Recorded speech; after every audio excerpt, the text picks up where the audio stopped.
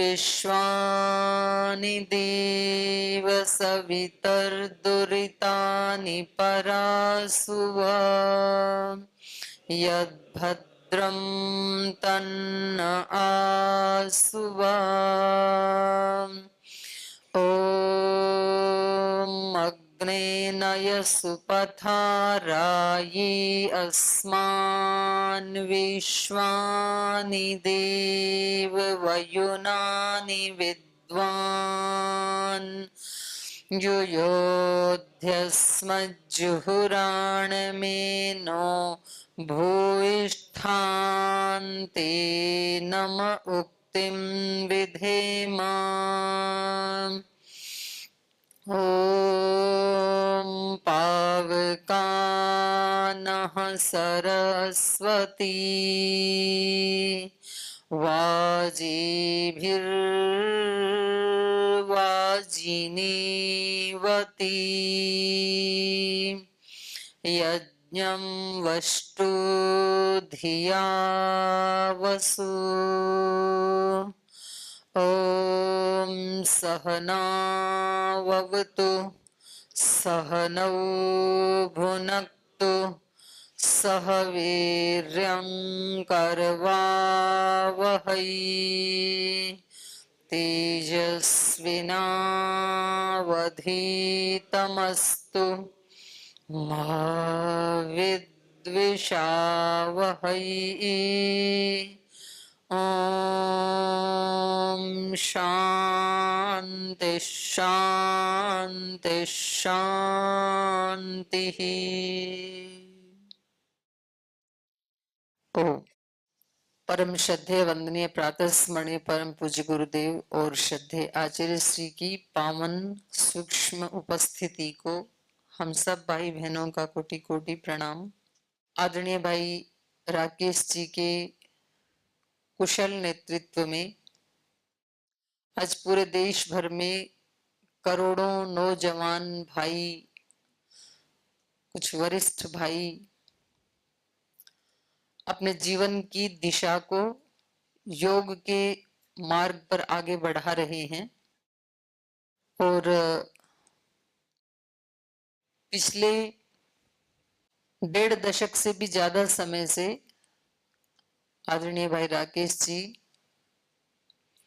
बहुत ही प्रामाणिकता के साथ, बहुत ही पवित्रता के साथ और एक राष्ट्र भक्ति, गुरु भक्ति की, देशभक्ति की भावना के साथ इस यज्ञ को आगे बढ़ा रहे हैं।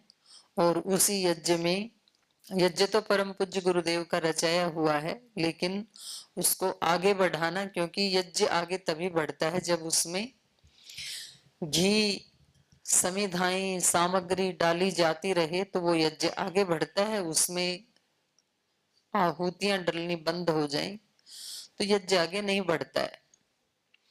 तो एक एक आहुति आप, हम सब भाई बहन भी इस यज्ञ में लगा रहे हैं। ये राष्ट्र यज्ञ चल रहा है, तो इतने पवित्र कार्य के लिए एक इतना ऊंचा नेतृत्व देना, तो ये भी एक भगवान की चुनी हुई कुछ विशेष आत्माएं होती हैं। तो उनमें से आदरणीय भाई राकेश जी एक हैं, तो एक बार जोरदार अभिनंदन है।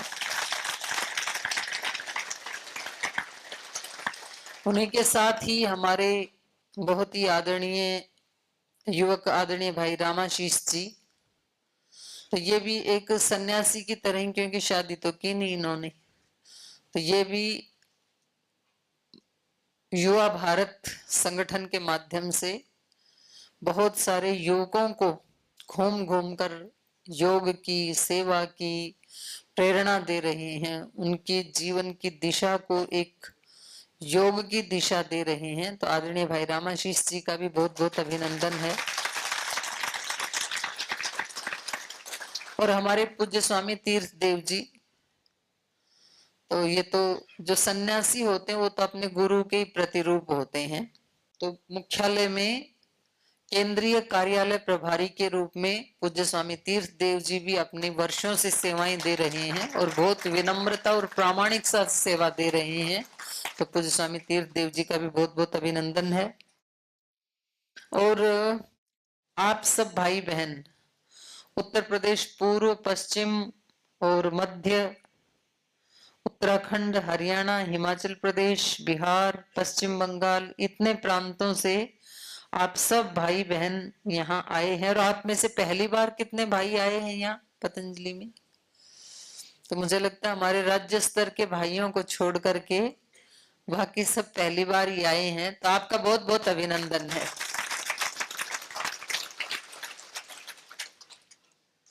तो कल तो आप घूम करके भी आए हैं, तो कैसा लगा आपको?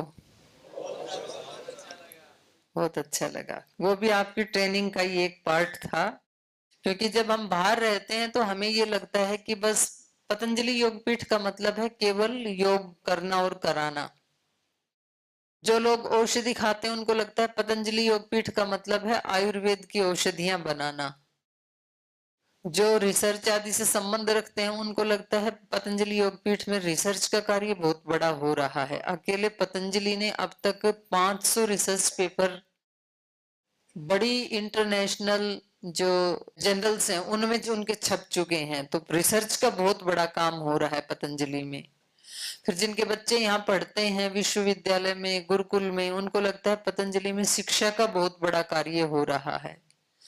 तो ऐसे अनेक अनेक कार्य जो जिससे जुड़ा है उसको उतना ही पता होता है, लेकिन यहाँ आकर के जब देखते हैं तो पता चलता है कि इन सब को मिला करके पतंजलि योगपीठ पूरा होता है।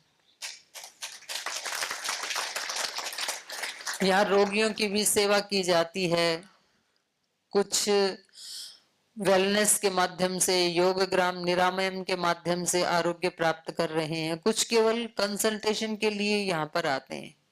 लगभग 7-8 हजार लोग रोजाना यहाँ फ्री चेक करवाने के लिए आते हैं और उनकी कोई फीस नहीं है, फ्री ऑफ कॉस्ट। फीस तो अपने पूरे देश में भी नहीं है डॉक्टरों की, तो कहीं भी किसी भी आरोग्य केंद्र पर, चिकित्सालय, मेगा स्टोर पे कोई व्यक्ति जाता है डॉक्टर के पास तो बहुत बड़ी सेवाएं और उसके अनेक अनेक आयाम हैं। उसका नाम पतंजलि योगपीठ है और आप लोगों को गर्व होना चाहिए कि इतना विराट कार्य जो इस समय पतंजलि योगपीठ के माध्यम से श्रद्धेय गुरुदेव और श्रद्धेय आचार्य श्री को निमित्त बना करके भगवान जो विराट कार्य इस समय करवा रहे हैं पतंजलि के माध्यम से, आप उस परिवार के एक अनन्य मेंबर हैं, एक अनन्य सदस्य हैं, तो इसके लिए आप अपना अभिनंदन कर सकते हैं।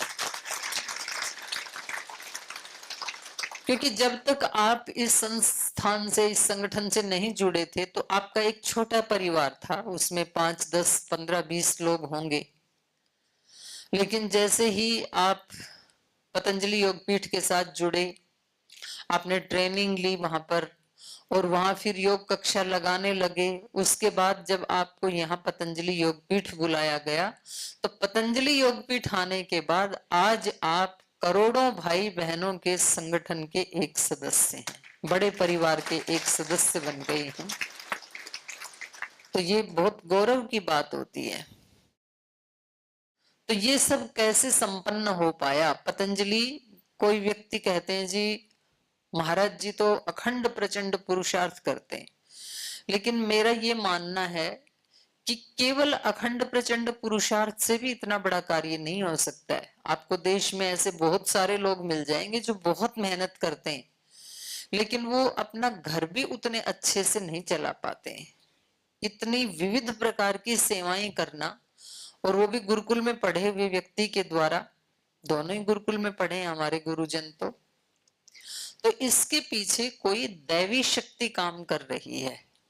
आपकी जानकारी के लिए प्रतिदिन पतंजलि योगपीठ में 1 क्विंटल घी से तो रोज हवन होता है। 1 क्विंटल घी से जो अलग अलग संस्थान है, जैसे आप यहाँ शिविर में करते होंगे हवन, फिर 8-10 हवन कुंड योग ग्राम निरामयम में सुबह 4:30 बजे से ही शुरू हो जाता है और वो 8 बजे इंडिया टीवी का कार्यक्रम होता है, तब तक निरंतर चलता है। फिर ऐसे ही वेलनेस सेंटर में फेज 1 में, फिर अपने विश्वविद्यालय में भाइयों का अलग, बहनों का अलग, फिर गुरुकुलों में बहनों के गुरुकुल में अलग, भाइयों के अलग, बीएमएस कॉलेज में, जितने अपने अलग अलग संस्थान है, आचार्य कुलम में।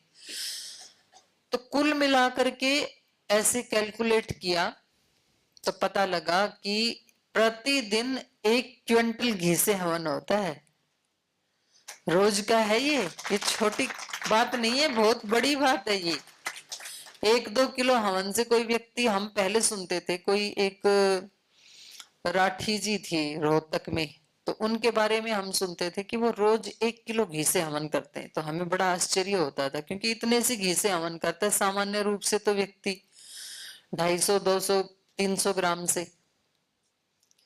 तो ये जो भक्ति का भाव है, चिकित्सा का पार्ट तो है ही है वो, लेकिन उसके पीछे, क्योंकि मेरे को तो जैसे अभी आदरणीय भाई राकेश जी बता रहे थे, 96 में ही मेरे को यहाँ पतंजलि में आने का सौभाग्य मिला। उस समय तो पतंजलि नाम भी नहीं था, उस समय तो दिव्य योग मंदिर था। और 95 में महाराज जी ने सन्यास लिया था उस समय नया नया, तब मेरे को आने का अवसर मिला। तो उस समय कभी कभी ऐसे तो होता था कि रोटी चुपड़ने के लिए घी नहीं होता था, लेकिन हवन के लिए उस समय भी पूरी उदारता के साथ ही हवन होता था। खाने के लिए, छौंक लगाने के लिए घी ना हो तो चलेगा, लेकिन कम से कम 400-500 ग्राम घी, आधा किलो घी कम से कम बड़े चम्मच से ही उस समय भी महाराज जी यज्ञ करते थे। तो ये योग और यज्ञ की जो परंपरा है, यही आज इतनी बड़ी फलीभूत हुई है, और मैं उसकी साक्षी हूं, कोई भाषण नहीं दे रही हूं। और वो यज्ञ भी कोई ऐसे दिखावे के लिए नहीं। श्रद्धेय स्वामी जी महाराज, क्योंकि मेरे को तो पिछले 30-35 वर्ष से पूज्य गुरुदेव को बहुत नजदीक से देखने का अवसर मिला है। जिस समय वो घर से निकले थे 85-86 में, गुरुकुल खानपुर में आए थे जब हरियाणा में, तो जिस घर में मेरे इस शरीर का जन्म हुआ तो वो बिल्कुल पास ही था गुरुकुल खानपुर से, और वहां पर 15-20 ही ब्रह्मचारी रहते थे। तो उनमें पता ही लग जाता था कौन ब्रह्मचारी कैसा है। तो वहां से मैंने महाराज जी के जीवन को देखा है नजदीक से। तो अत्यंत करुणा से पूर्ण हृदय है महाराज जी का, अत्यंत विनम्रता, अत्यंत पुरुषार्थ, अत्यंत सेवा की भावना, अत्यंत सहयोग की भावना, ये कुछ गुण ऐसे हैं जो पहले दिन भी मैंने वैसे ही देखे और आज भी वैसे के वैसे ही हैं।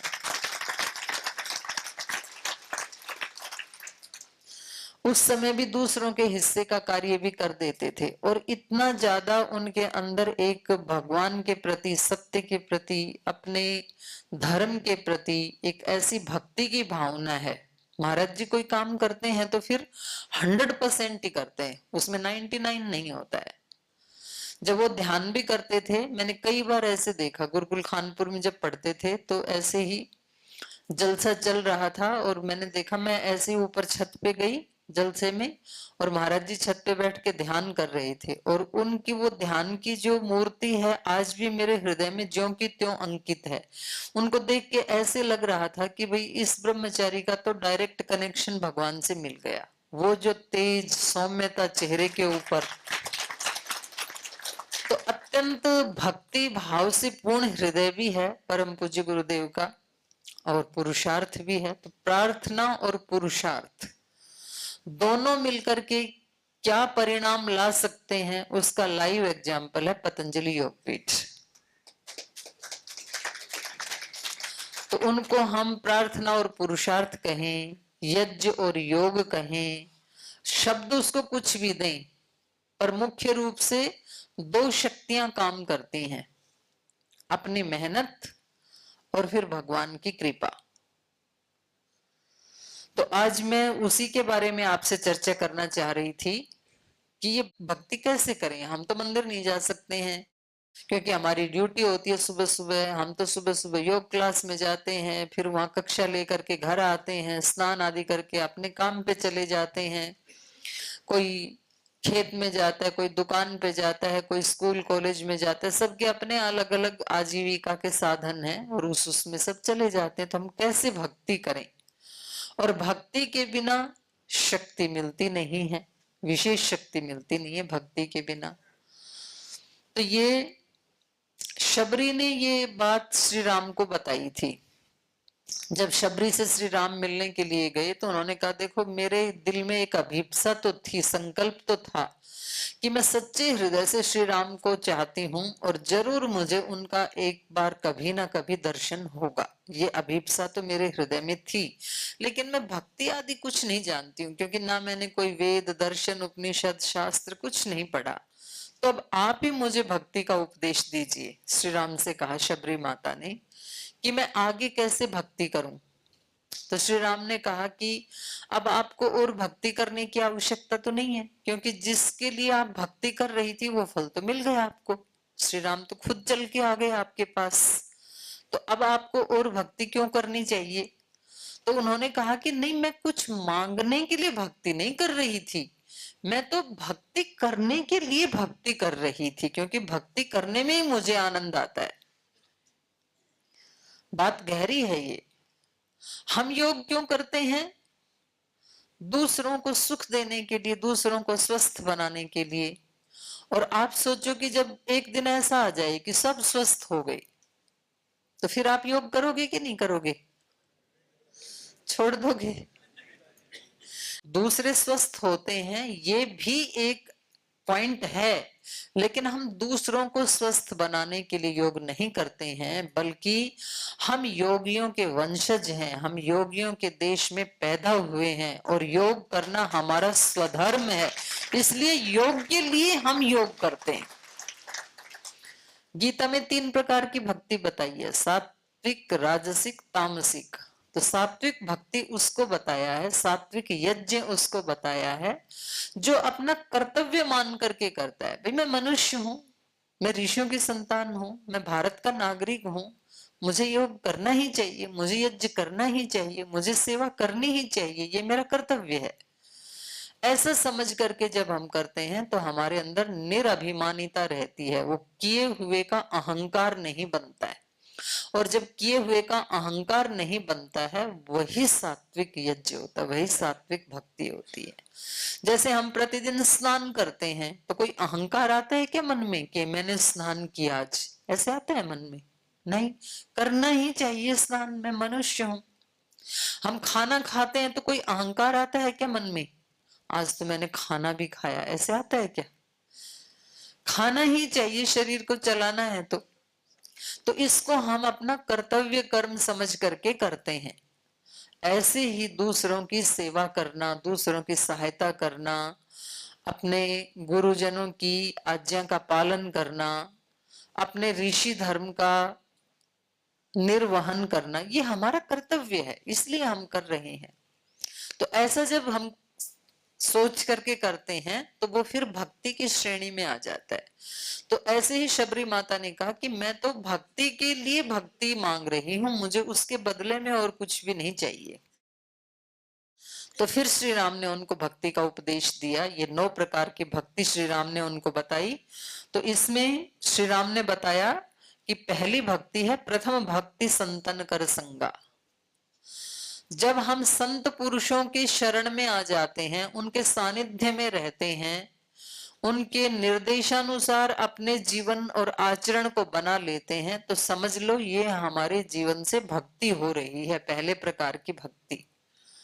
तो श्री राम ने शबरी को बताया कि आप ऐसे संतों के सानिध्य में ही रहना।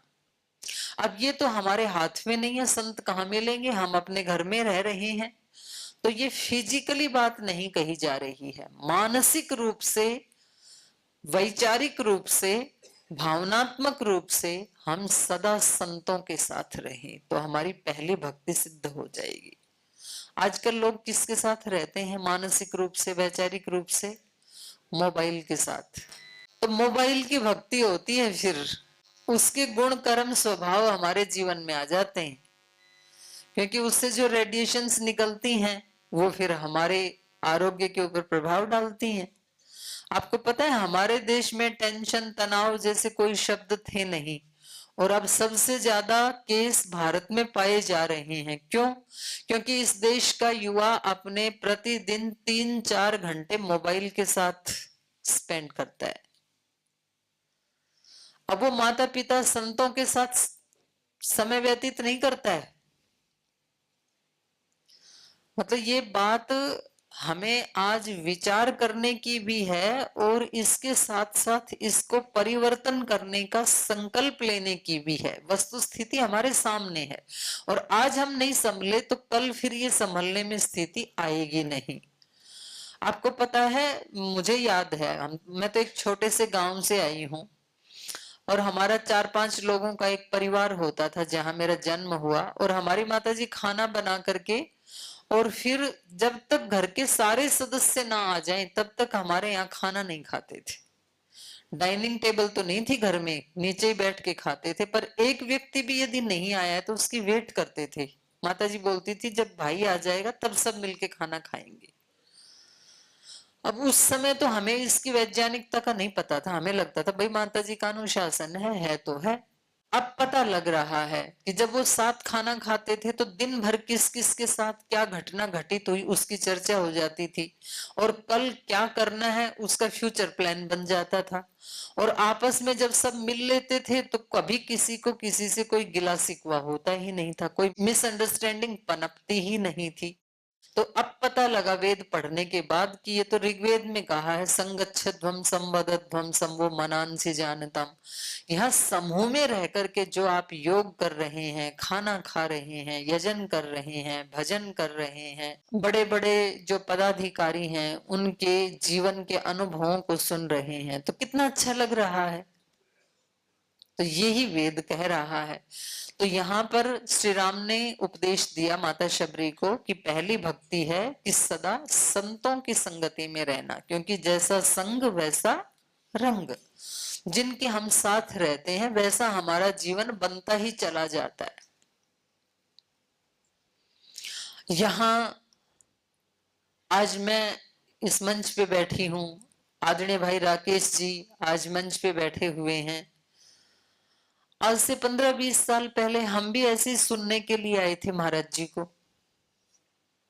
हम वहां बैठे थे, महाराज जी यहाँ बैठे थे और उनके साथ रहते रहते रहते बात बैठने की नहीं है, ये तो एक व्यवस्था की है। अभी मेरे को अंतिम भाई का भी चेहरा दिख जाए और उसको भी बोलने वाले का आई कांटेक्ट बना रहे, ये तो एक व्यवस्था है। हम आज भी दरी वाले ही हैं, लेकिन हाँ इतना जरूर है कि उस समय जो हमारे अंदर जो अज्ञान था, अविद्या थी और जो हमें पता ही नहीं था कि बड़ी सोच क्या होती है, सेवा क्या होती है, कुछ भी नहीं पता था।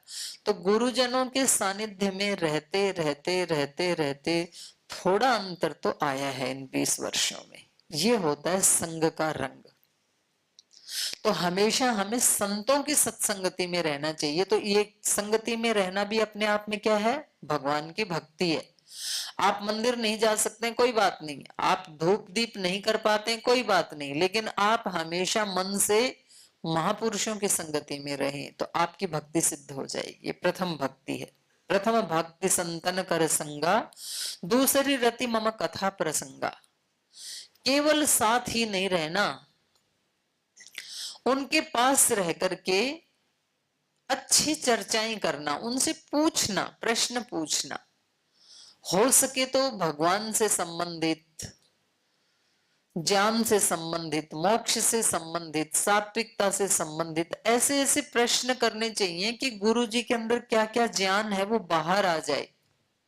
तो प्रश्न एक चाबी की तरह है, जैसे चाबी से ताला खुल जाता है। तो गुरुजनों से ज्ञान लेने का दूसरा तरीका यह है, आप उनकी सेवा करो और सेवा करते करते उनसे छोटे छोटे प्रश्न पूछो और फिर उनके अंदर जितना ज्ञान है वो सारा उड़ेल देंगे।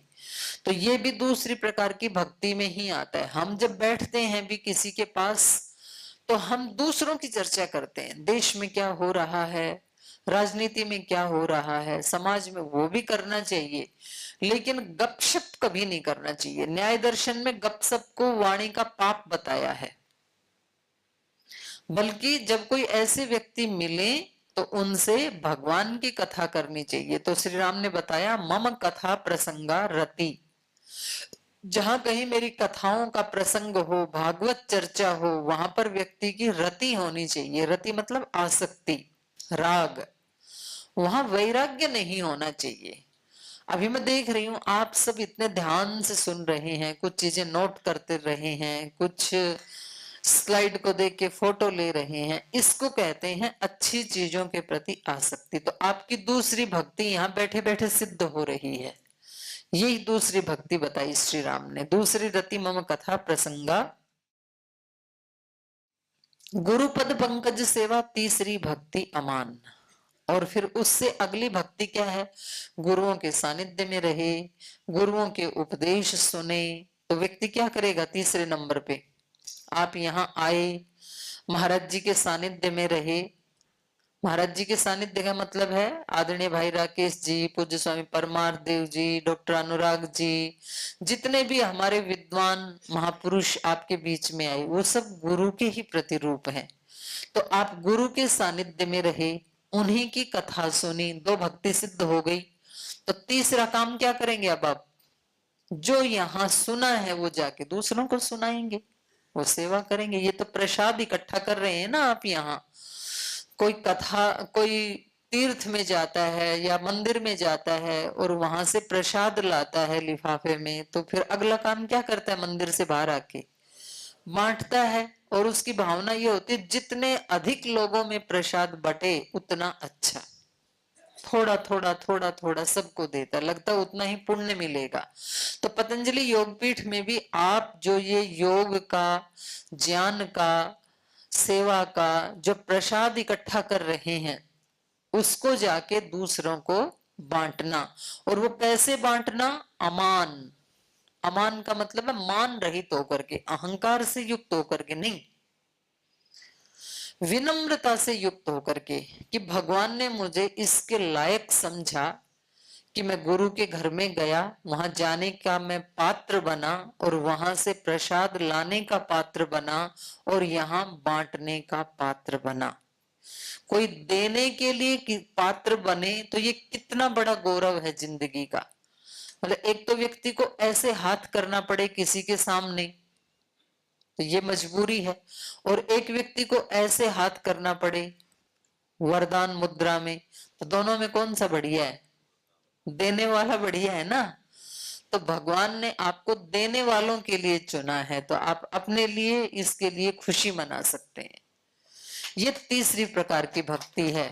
ये सारी भक्ति आपके जीवन में घटित होती हुई दिखाई देगी आपको। अब आप जाके लोगों को बताना ये सब चीजें, तो ये क्या हो जाएगी? गुरु पद पंकज सेवा। यही गुरु के चरणों की सेवा है। क्योंकि फिजिकली तो गुरु के चरणों को धोना, उनको दबाना, उसमें मालिश करना, ये तो सब तो नहीं कर सकते हैं। और वो फिजिकल बॉडी है, वही तो गुरु का स्वरूप नहीं है।